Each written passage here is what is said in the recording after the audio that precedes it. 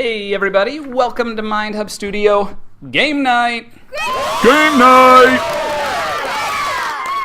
Do you know why we're having mindhub.studio game night? Let me think. It's because you don't have any friends? Thank you, yes, because games are a great way to exercise your brain.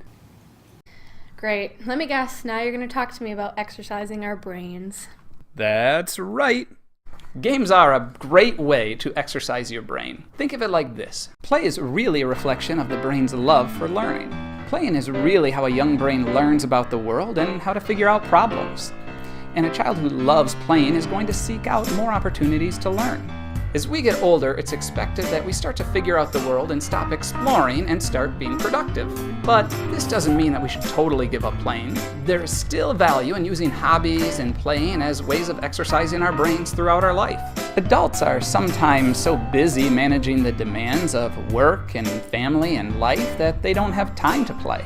And a lot of people have replaced exploration and play in the real world with reliance on technology and things like video games. Now, some might argue that this is fundamentally a form of play, but it is different in some ways.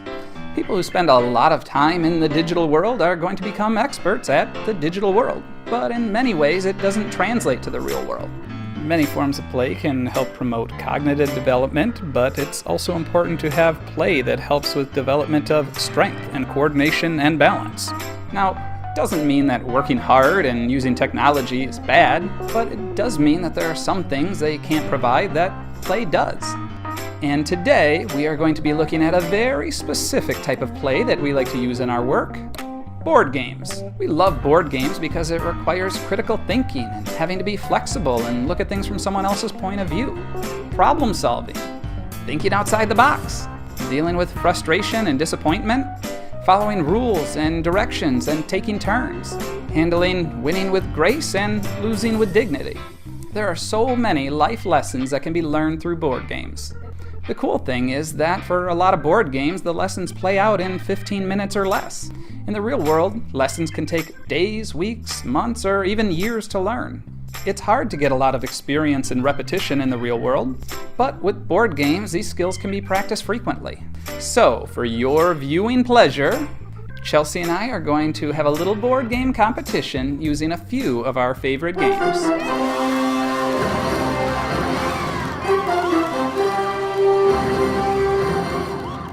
Here are the rules. I have selected 3 games to test our mental acuity and dexterity, each more challenging than the last. The first person to win 2 games gets to give the other a makeover. Whoa, wait. So when I win 2 games, I get to give you a much-needed makeover. That's right. Welcome to the mindhub.studio Board Game Challenge. Game night!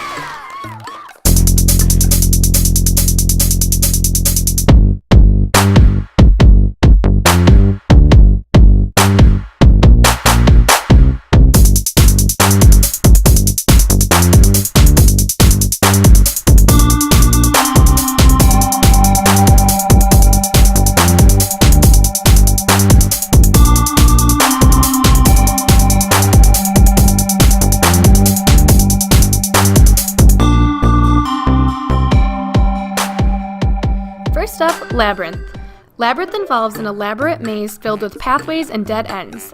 You have a single piece that can be placed each turn to change the maze and open pathways to reach your specified targets. The first one to reach all their items and return to the start is the winner. Labyrinth is great because it's easy to understand and because it requires thinking ahead and flexibility. It's also a great metaphor for life, because while you are trying to come up with ways to reach your goals, other people can come along and get in the way. Once in a while, people are jerks and get in your way on purpose, but most of the time, they are busy trying to reach their own goals and plans, and that just so happens to interfere with yours. The more you can anticipate obstacles, adapt to situations, and figure out what others might be doing next, the more successful you are likely to be.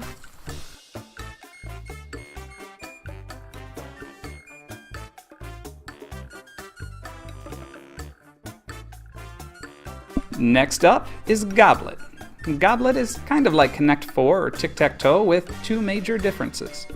One, you can move pieces that have already been placed on the board, and two, there are pieces of different sizes that can be placed over smaller pieces. You also have to move a piece on the board once you touch it, meaning you have to remember what might be hidden under pieces. Goblet is a great game for various executive skills as it requires focus, working memory, planning, and seeing the board from the other person's point of view.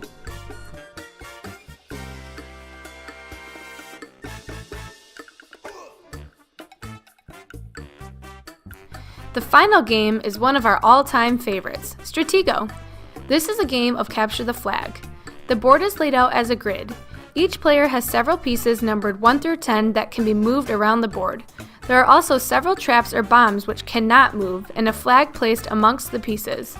The player can see the number on their own pieces, but not their opponents. Higher numbers defeat lower numbers, and the first person to find the opponent's flag is the winner.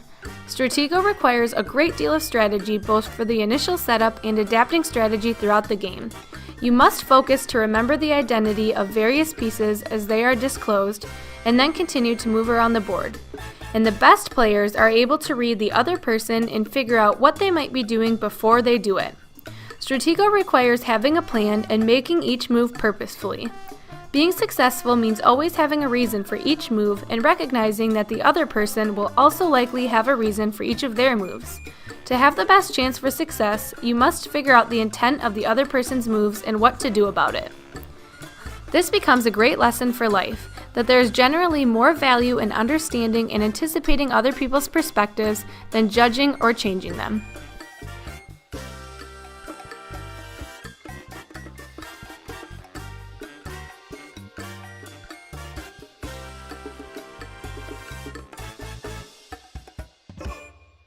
After we battled it out game after game, the verdict is Chelsea is the winner. Stay tuned for Brad's Glam Over. To see Brad's makeover and learn more about how things like play can affect the brain, be sure to subscribe to mindhub.studio Plus. For $10 a month, you get exclusive access to videos and articles on all sorts of different subjects, and you can message us if you have a question. And as always, thanks for watching.